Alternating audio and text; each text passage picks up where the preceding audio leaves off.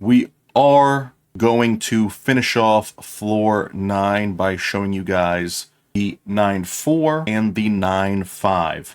In the next video, or in the next set of videos that will be coming out, instead of splitting up the floors, what I'll do is I'll show, for example, floor 10, I'll show in one video 1 through 5 rather than you guys waiting, just to make it fair. And I'll make sure to do some timestamps as well. So let's get right into 9-4.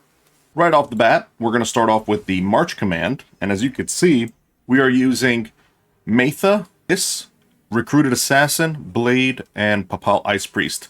Now, one thing that we missed before talking, you need to have Hypnosis on Abyss. All right, these are the skills that we have. We have the Hypnosis, we have Dark Withering, and Erosion. Then for Metha, we end up having the regular Leg Slam with Come On Everybody and Bandage, but you're going to primarily be using Leg Slam. As for Recruited Assassin, you're going to primarily be focusing on Fancy Footwork. With Blade, same thing, Fancy Footwork over here. And then with Papal Ice Priest, you're going to be utilizing the Ice Cone and Icy Blast.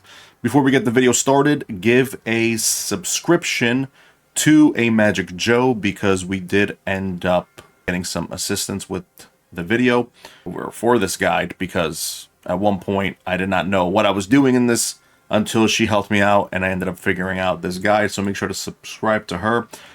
She will be linked in the description. All right, let's get on with the video. So we did some hypnosis to this guy. We ended up using March Command and pushing off these 2 units off the ledge.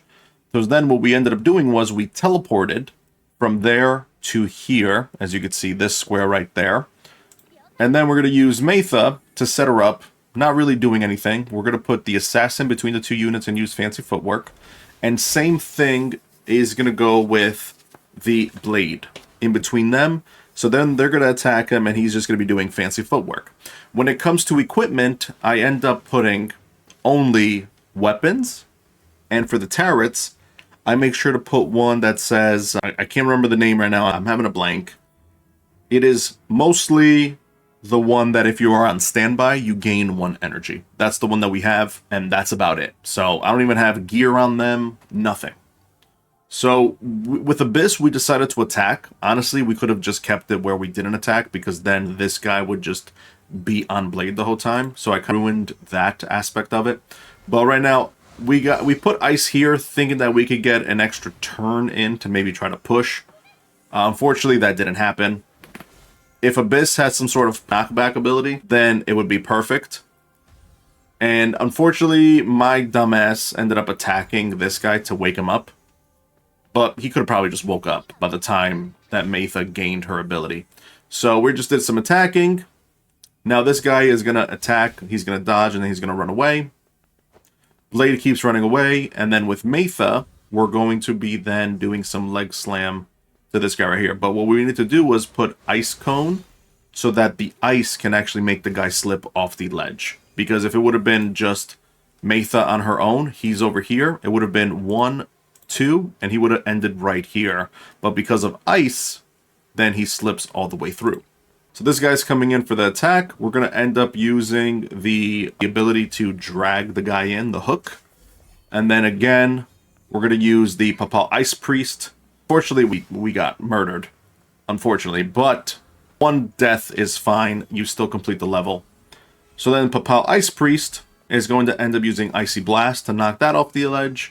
And then we are going to be repositioning. What is wrong with my English? We're going to reposition so that this guy can get hit with Leg Slam.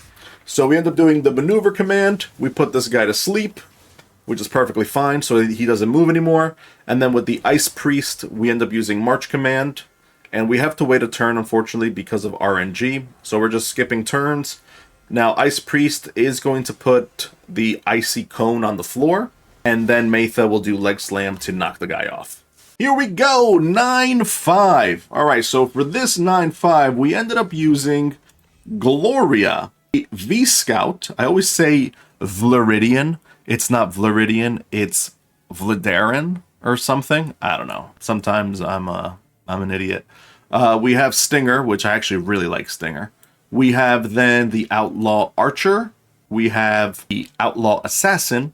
And then we have our OG of a free-to-play unit, Crimson Falcon. How cool is that name?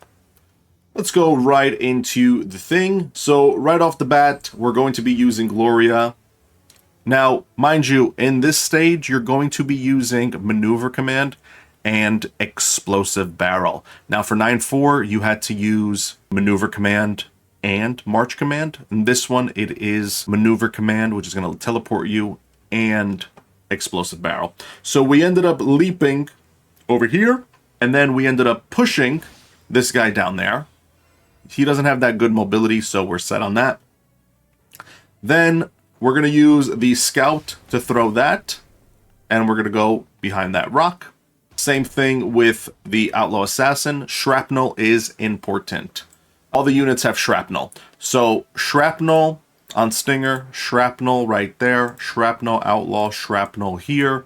And if you guys don't know what Shrapnel is, it's that bomb that I just threw. And then Crimson Falcon, you're going to just use him to literally, for mobility reasonings, to just basically go to this ledge right here and go all the way down to here, behind Stinger, and then back up here. It's all mobility purposes, so it just attracts the units to come and try to attack him. And then he's going to get just one kill, and that's it. So now you might be wondering that I use Shrapnel on this to destroy the rock and then have this guy right here. What is going to happen? Now, don't you worry, we're going to get to that soon. So Crimson Falcon is repositioning. We're going to be throwing Shrapnel down there to end up killing 2 units. As you can see, you're going to see the units that you're going to see. We're going to press ×2 speed on Momo because Momo is doing her thing. All right, now we're back. Outlaw goes on this little step right here. This guy dies. You see, he ends up using Devout. That ends up gaining him more physical defense and magic defense. And then now it's Gloria's turn, and she's just going to do this. Boop. Mind you, before you do the boop attack to make the guy go, whee, you're going to put an explosive barrel right here. It's going to block the mobility. If you don't put an explosive barrel here before the guy goes, whee, Stinger's going to die. We don't want that to happen. So we put a thing there. He's going to try to go around it. Or actually, he's going to go over to this area. So boom, Wheel of Fortune. Now this one, for weapons and turrets, we only used basic weapon, maybe like level 20 max. And then for turrets, we used Wheel of Fortune and also the one that increases energy as well. So this guy's here. He's taking some damage. The guy's coming in. He's dead. Now their assassin is coming in. Their Dantillion is coming in. And now our V-Scout is going up. Our Falcon is looking down like a falcon. And now we're repositioning and moving to this little ledge thing, lookout thing. All right, we're going to do that. So now this guy is going to be completely dying soon. And we're going to end up blowing up the barrel as well, just because we're going to end up using another barrel around this area. So as you can see, Falcon does the one thing. Now we're moving back to this little corner right here.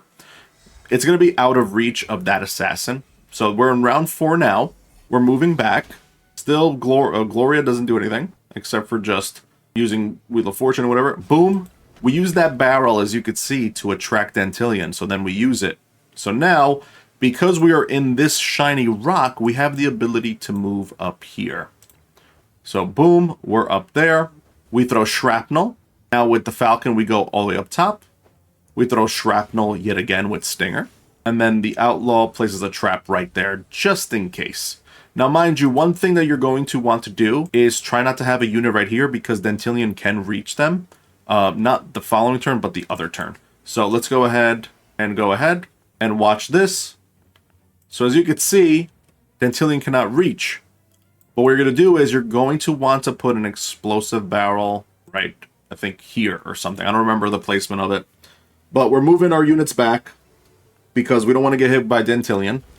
We end up putting the explosive barrel right here. So even if they want to push, they're going to get hit by a trap and then they're not going to advance. So basically, these units are stuck here forever. All you got to do is not be here or here. That's it. All right, so now we're moving Crimson. So Crimson Falcon and Gloria are now, that's it. You're not going to use them again. Now you're also going to want to run Flag of Convallaria. That's going to reduce cooldown time and I think also increase RNG. I could be wrong. So now you see what I did there? Because the Outlaw doesn't have maneuver effect, because we went right next to the barrel, we threw shrapnel, it hit this, and then we used the maneuver command to push this guy right here, because then Dantillion was going to actually go right here and then murder us, which is what we don't want. We want to keep him in this trajectory right here because he needs to die first. If he doesn't die first and these two units die, then he's going to gain health, and we're going to be here forever. So he needs to die. As you can see, we're skipping turns. Boom, Dantillion's dead. This guy comes down, throws shrapnel, and then what does he do? Goes right back up. This guy, what does he do? Throws shrapnel, stays there. We're not going to use shrapnel with that one. We're repositioning a little bit.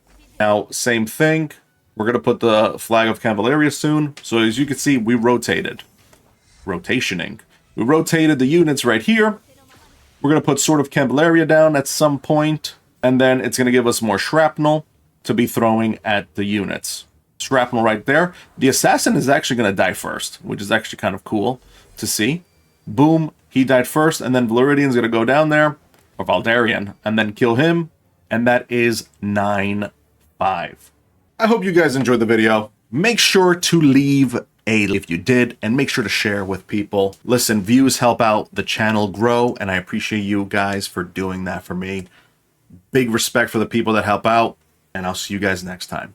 Peace.